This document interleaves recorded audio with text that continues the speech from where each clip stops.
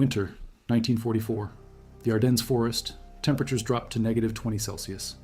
American soldiers, some with nothing but a single wool field blanket, survived the night. Not because they were lucky, because they knew exactly how to fold it.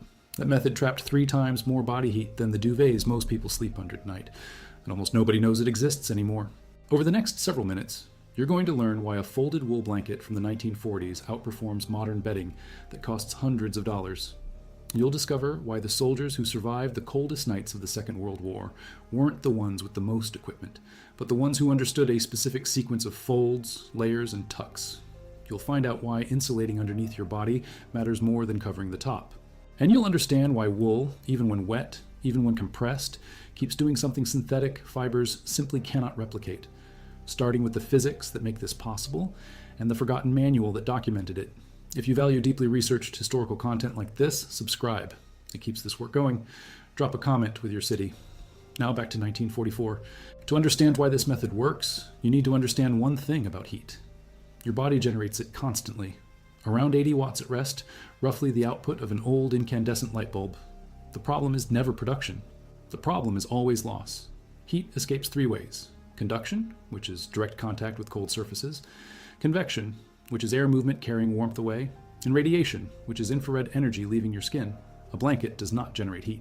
It slows all 3 of those processes. The question is, how well? Modern duvets are designed around a single principle: loft. Trap air above the body in a thick, fluffy layer. It works reasonably well for convection, but it largely ignores conduction from below, and it creates no sealed system. Air moves in at the sides, at the feet, at the shoulders. Every gap is a drain. The WWII field blanket system worked differently. It was built around a principle soldiers learned through brutal field experience, not comfort testing in a laboratory. The principle: seal the system, create dead air, insulate the ground first. By 1941, the U.S. Army Field Manual FM 21-100 had formalized basic soldier equipment doctrine.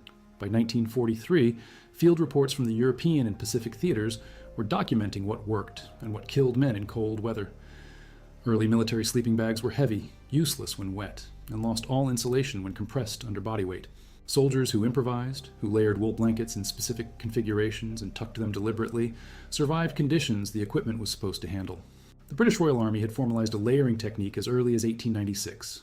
Light cotton sheet first, then wool, then a heavy outer blanket, all tucked firmly along 3 edges. Napoleon's army, lacking this discipline in the Russian winter of 1812, collapsed partly because soldiers had no dry wool ground layers and no protected sleeping arrangement. The physics were identical. The knowledge was not applied. By the 1980s, laboratory research confirmed what soldiers had learned in the field. A study comparing wool blankets to acrylic fiber cotton blends found that wool provided higher thermal insulation and better moisture transport. Subjects subjectively preferred wool for thermophysiological comfort. Wool's crimped fiber structure creates air pockets, not just between layers, but inside the fiber itself. That internal trapping is why wool insulates even when wet, even when compressed. The air is locked in at a structural level. Now here is where the WWII method becomes specific. The core technique involved a single wool field blanket, folded lengthwise once, then folded again to create a 4-layer panel roughly the width of the torso. This panel was not draped, it was wrapped tightly around the torso and underarms, anchored with a belt or a sling. The body heated the air between those 4 layers. The wool held that air in place. The system became a passive insulator within minutes, not because anything was added, but because nothing was allowed to escape. For sleep, the method adapted. A wool blanket was placed directly on the sleeping surface first, not on top of the body. This is the step modern bedding ignores entirely. The ground, or any cold surface, pulls heat through conduction faster than open air pulls it through convection. A soldier sleeping directly on canvas or packed earth lost heat downward at a rate that no top cover could compensate for. The wool layer beneath the torso and hips broke that conductive drain. It created a thermal buffer between the body and the surface. Then the layering sequence, a thin cotton or linen sheet directly against the skin for moisture management. Wool next for insulation, a heavier outer blanket or canvas layer on top to stop air movement, and then the critical step, 3 edges tucked under the feet. Along both sides beneath the body's own weight. The 4th edge at the shoulders folded inward to create a neck seal. What this produced was not a blanket, it was a sealed chamber of warm, motionless air.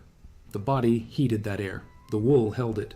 The tucked edges prevented convection from cycling it out and replacing it with cold air from outside.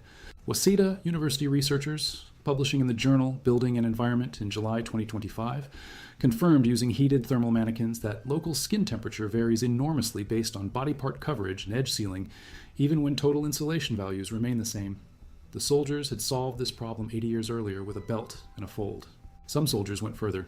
Field accounts from 1941 through 1944 describe coating wool with grease or wax, then wrapping it tightly to create what amounted to a self-sealing heat cocoon. The grease blocked wind penetration and moisture absorption from outside, while the wool's internal structure continued trapping body-generated warmth. A waterproof sheet or oilcloth was placed beneath the body. A second moisture-resistant layer went over the wool. This double barrier system attacked all three modes of heat loss simultaneously. Conduction blocked from below, convection sealed at the edges, radiation reflected inward by the dense wool surface. The result, according to multiple field survival channels drawing on period accounts, was a sleep system that retained warmth through nights that destroyed men relying on early-issue sleeping bags. Here is the contradiction that matters. A single cotton hospital blanket, according to research published in a peer-reviewed study, reduces cutaneous heat loss by 33%. 3 cotton blankets reduce it by roughly 51% total. The gains diminish sharply with each addition, but the WWII tucked wool system, by sealing edges and insulating from below, attacked heat loss at its source rather than simply adding resistance on top. The geometry of the system mattered as much as the material, which raises the question that this entire method rests on. If it worked this well, documented in field manuals, proven in some of the most extreme cold weather conditions of the 20th century, why did it disappear? The answer is not complicated, but it is uncomfortable. After the war ended, the soldiers came home, and with them came the knowledge. The tucked wool system, the ground layer, the sealed edges. Families used it. Households understood it. For roughly a decade, the method lived in the muscle memory of an entire generation that had learned warmth the hard way. Then the post-war economy shifted everything. Between 1948 and 1960, American household income rose by nearly 40% in real terms. Manufacturing scaled. Synthetic fibers, developed during the war for parachutes and military gear, flooded the consumer market. DuPont introduced Dacron polyester fill for bedding in 1951. It was soft, it was cheap to produce, it photographed beautifully in catalogs, and it required no technique, no folding, no tucking, no sequence. You simply placed it on top of the body and slept. The industry did not need to convince people the old method was wrong. It only needed to make the new method effortless. Comfort became synonymous with thickness. Warmth became synonymous with loft. And the sealed system logic, the ground first principle, the tucked edge that stopped convection, none of that had a product to sell, so none of that got marketed. And within one generation, it was gone. This is not speculation. It follows a pattern repeated across dozens of practical disciplines. Bread fermentation, knife sharpening, seed saving. Skills that require knowledge rather than purchase disappear when the economy rewards purchase over knowledge. The WWII blanket method had no brand. It had no packaging. It could not be put in a box and sold at a markup, so the industry that replaced it had every incentive to let it fade and none to preserve it. What makes this particularly striking is the performance gap that opened up as a result. Modern duvets are assessed using a unit called kilo. 1 kilo is roughly the insulation needed to keep a resting person comfortable at 21 degrees Celsius. The Waseda University study published in Building and Environment in July 2025 measured total thermal insulation of bedding systems, ranging from 1.06 to 5.71 CLO. That upper figure represents a heavily layered system. Most standard duvets sold in the United States today fall between 2 and 4 kilo, adequate for a heated bedroom, inadequate for a cold one, and critically, those measurements assume a controlled ambient temperature, a still air environment, and no gaps at the edges. The WWII tucked system was not measured in kilo, but its design principles map directly onto what the Waseda research confirmed. Local skin temperature, particularly at the shoulders, feet, and sides, varies enormously depending on whether edges are sealed. A 4 kilo duvet with open sides and no ground insulation loses its effective rating the moment a draft enters at the foot of the bed. The soldiers already knew this. They had tested it at negative 20 Celsius in the Ardennes, where getting it wrong meant not waking up. There is one more piece to this story that almost never gets mentioned: the wool itself. WWII era field blankets were not simply wool, they were felted wool. Felting is a process in which wool fibers are compressed under heat and moisture until they interlock at the fiber level. The result is a denser, tighter material than woven or knitted wool. It does not unravel. It does not compress flat under body weight. And because the fibers are mechanically interlocked rather than simply woven, the air pockets within the structure are smaller, more numerous, and more stable under pressure. Modern wool blankets, where they exist at all, are rarely felted to the same specification. The 1940s utility standards that governed military textile production required durability as the primary criterion. Blankets were built to last years of field use, not one season of retail shelf life. A study, summarized in a 2026 video from a channel focused on vintage military gear, noted that the WWII blankets used virgin wool processed to those standards, contrasting them with the recycled synthetic blends that dominate modern bedding. The difference in longevity was stark. Modern synthetic fills degrade within a few years. The felted wool blankets from the 1940s, properly stored, retain their insulating structure decades later. This is the full picture of why the method disappeared. Not because it failed, because it could not be sold. The technique was replaced by a product. The product was inferior by the physics. But the physics were never part of the advertisement. Which leaves a question worth sitting with. If the method still works, if the wool still insulates, if the tucking sequence still seals the system, then what would it actually take to apply this tonight in a modern home with materials available right now? The answer is simpler than you might expect, and more accessible than the bedding industry would ever want you to realize. You do not need a 1940s military surplus blanket. You do not need felted wool sourced from a specialist. You need to understand the sequence. Because the sequence is the technology. The material matters, but the method is what multiplies it. Start with what you have. Any wool blanket rated at 80% wool content or higher will behave close enough to the field standard to make the system work. The Civil War era bushcraft community documented a companion technique that reinforces this. Sew or tuck a cotton sheet to one face of the wool blanket, cotton facing the body. The cotton layer manages moisture at the skin interface, while the wool handles insulation. One layer does two jobs. The soldiers in the Ardennes were doing this with whatever they had, a spare shirt, a canvas liner. The principle held regardless of the specific material. The sequence for a modern bed runs like this. First, fold a wool blanket in half lengthwise and lay it flat on your mattress, directly beneath where your torso and hips will rest, not decoratively. Flat, centered, and covering from mid-back to upper thigh. This is the ground layer. This is the step that breaks the conductive drain. Your mattress, even a modern foam or spring mattress, is a cold reservoir at its core. The wool layer between you and that surface interrupts the thermal connection. Second, your cotton or linen sheet goes on top of that wool layer, directly against the skin. Moisture management first. This is the sequence the British Royal Army formalized in 1896. And it has not changed because the physics have not changed. Third, your primary wool blanket or heavy blanket goes over the body, not loosely draped, positioned with intention. The foot end gets tucked firmly under the mattress, or folded under your feet if you are on a camping cot or floor. This is the foot seal. It is the single most neglected step in modern bedding. The foot gap is where convection cycles most aggressively. Cold air enters at the bottom, displaces warm air upward, and exits at the shoulders. Sealing the foot end stops that cycle entirely. The air inside has nowhere to go. It stays warm. It stays still. Fourth, both side edges get tucked under the body's own weight, not under the mattress, under you. Your body mass holds them in place and prevents the sides from lifting when you shift. This is the lateral seal.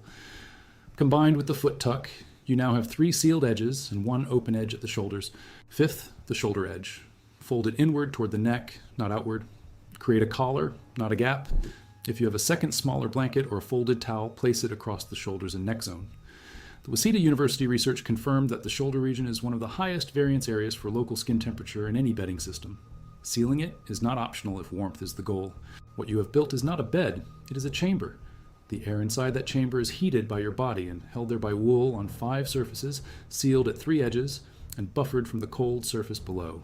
The Warfield Prepper Chronicles channel, drawing on 1940s military technique, described this configuration as creating a miniature climate inside a larger cold room. That description is physically accurate. You are not warming a bedroom. You are warming a volume of air roughly the size of your body, and you are keeping it there. There's one additional adaptation worth knowing. If the room is genuinely cold, below 15 degrees Celsius, the soldier's microenvironment principle applies beyond the bed itself. Hanging a blanket or heavy curtain around the sleeping area, even loosely, reduces the airspace your body heat must warm. Smaller volume, faster warming, less loss. WWII field accounts describe soldiers in occupied buildings creating what amounted to tent-within-a-room configurations using canvas, blankets, and furniture. The physics are identical to the sealed bed system, just scaled up. Modern survivalists and cold weather reenactors who have tested these configurations report the same result consistently. The sealed wool system outperforms single duvets in unheated or partially heated rooms, not because the materials are exotic, because the geometry is correct. The method survived 80 years of obsolescence, not in textbooks or catalogs, but in the hands of people who needed it to work: campers, preppers, off-grid households.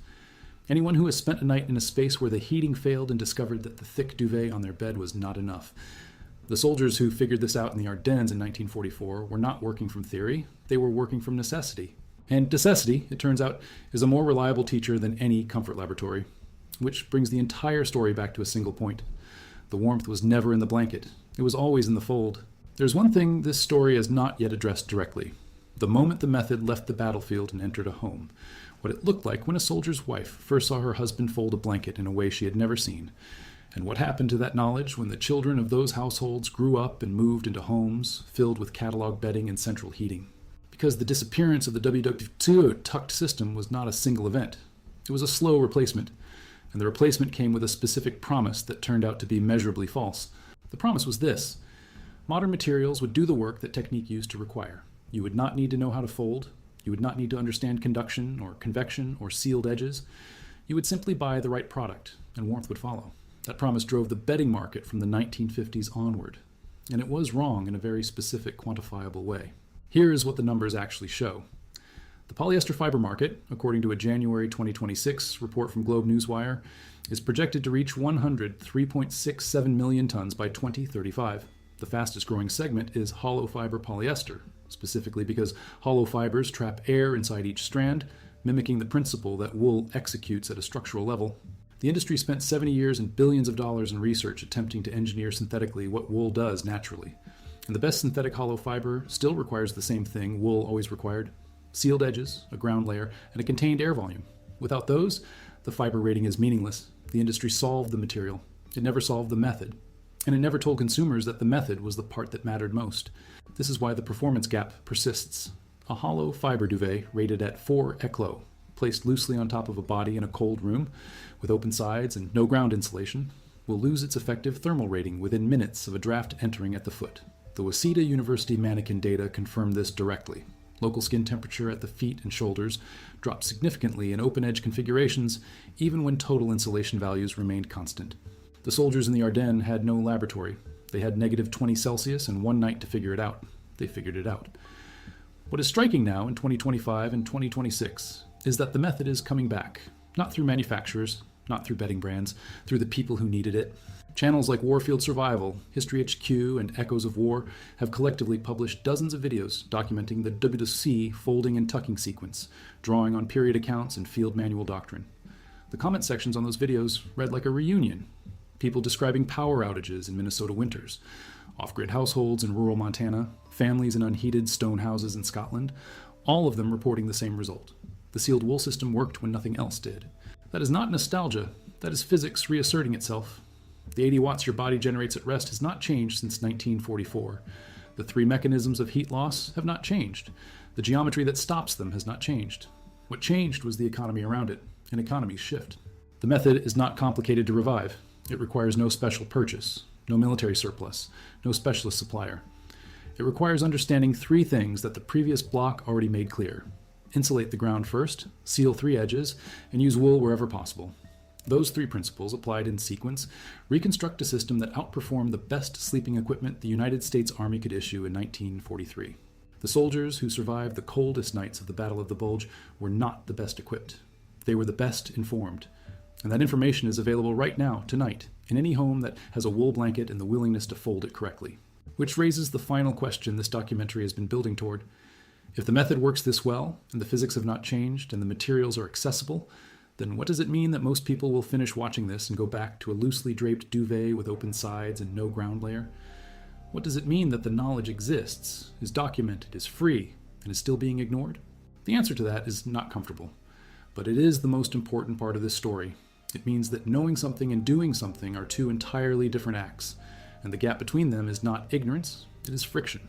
The friction of habit, the friction of a bed already made a certain way, the friction of a system that has spent 70 years making the effortless option the default, and the effective option feel like extra work. Here is what that friction actually costs.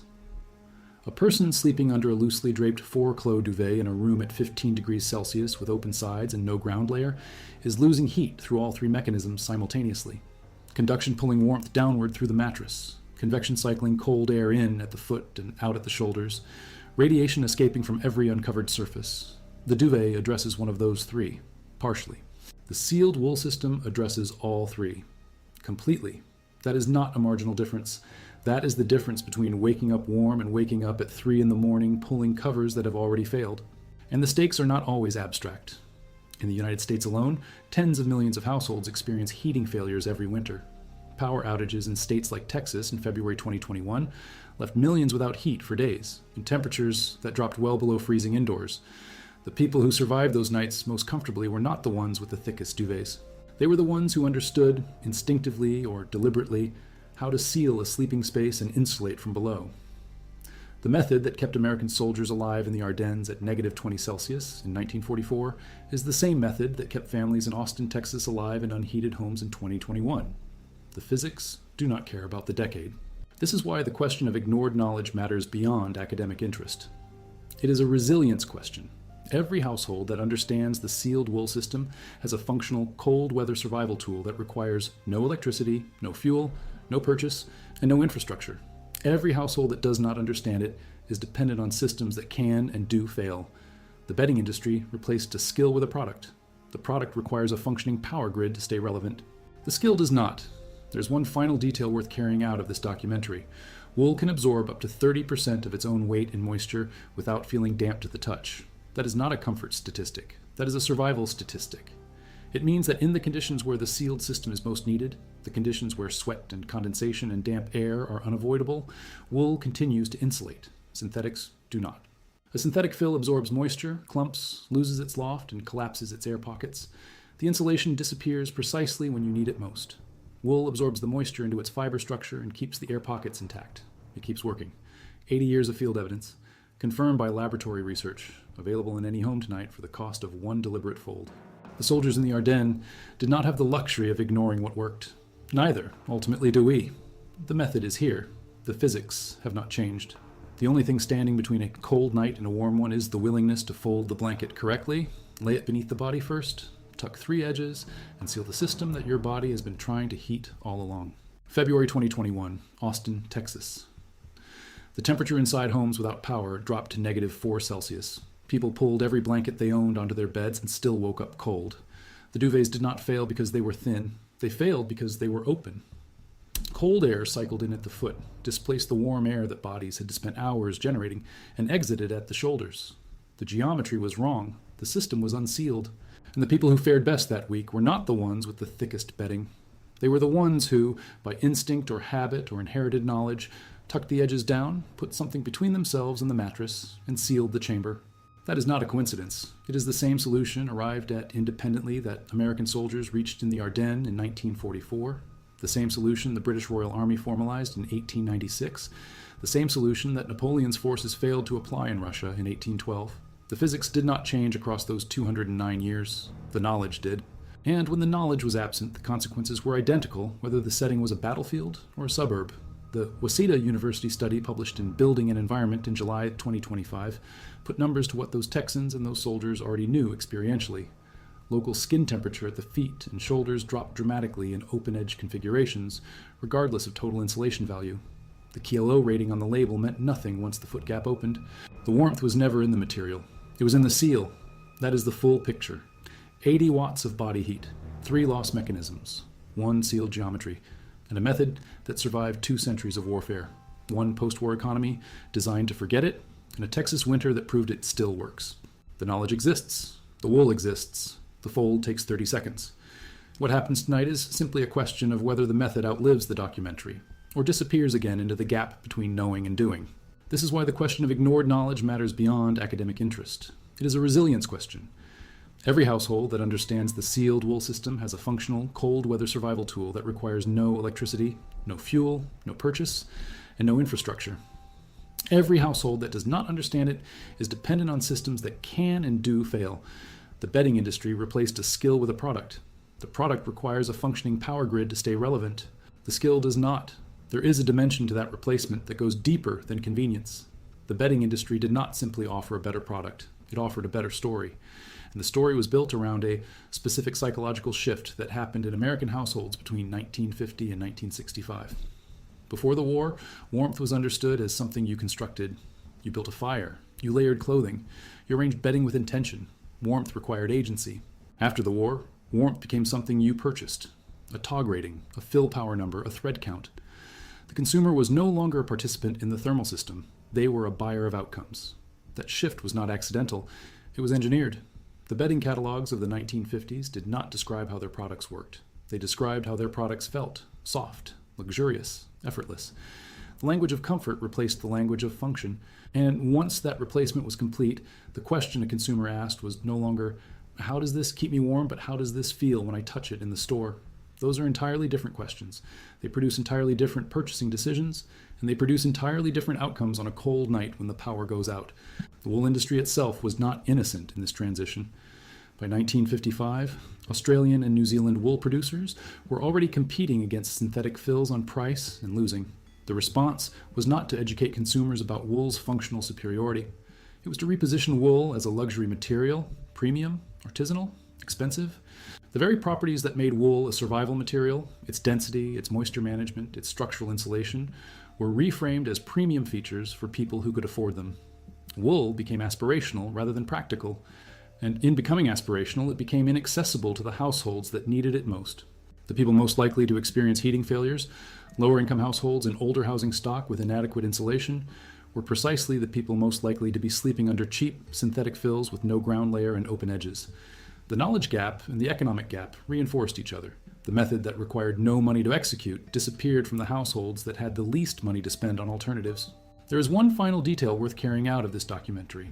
Wool can absorb up to 30% of its own weight in moisture without feeling damp to the touch. That is not a comfort statistic. That is a survival statistic. It means that in the conditions where the sealed system is most needed, the conditions where sweat and condensation and damp air are unavoidable, wool continues to insulate. Synthetics do not. A synthetic fill absorbs moisture, clumps, loses its loft, and collapses its air pockets. The insulation disappears precisely when you need it most. Wool absorbs the moisture into its fiber structure and keeps the air pockets intact. It keeps working. 80 years of field evidence, confirmed by laboratory research, available in any home tonight for the cost of one deliberate fold. The soldiers in the Ardennes did not have the luxury of ignoring what worked. Neither, ultimately, do we. The method is here. The physics have not changed. The only thing standing between a cold night and a warm one is the willingness to fold the blanket correctly, lay it beneath the body first, tuck 3 edges, and seal the system that your body has been trying to heat all along. February 2021, Austin, Texas. The temperature inside, homes without power dropped to -4 Celsius. People pulled every blanket they owned onto their beds and still woke up cold. The duvets did not fail because they were thin. They failed because they were open. Cold air cycled in at the foot, displaced the warm air that bodies had spent hours generating, and exited at the shoulders. The geometry was wrong. The system was unsealed. And the people who fared best that week were not the ones with the thickest bedding. They were the ones who, by instinct or habit or inherited knowledge, tucked the edges down, put something between themselves and the mattress, and sealed the chamber. That is not a coincidence. It is the same solution, arrived at independently, that American soldiers reached in the Ardennes in 1944. The same solution the British Royal Army formalized in 1896.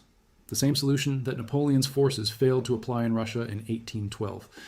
The physics did not change across those 209 years. The knowledge did.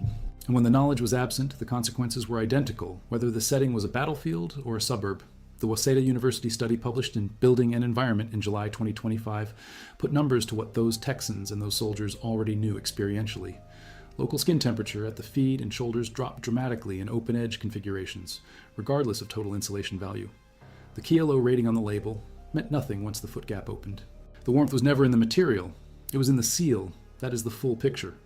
80 watts of body heat, 3 loss mechanisms, 1 sealed geometry, and a method that survived 2 centuries of warfare, 1 post-war economy, designed to forget it, and a Texas winter that proved it still works. The knowledge exists. The wool exists. The fold takes 30 seconds. What happens tonight is simply a question of whether the method outlives the documentary or disappears again into the gap between knowing and doing.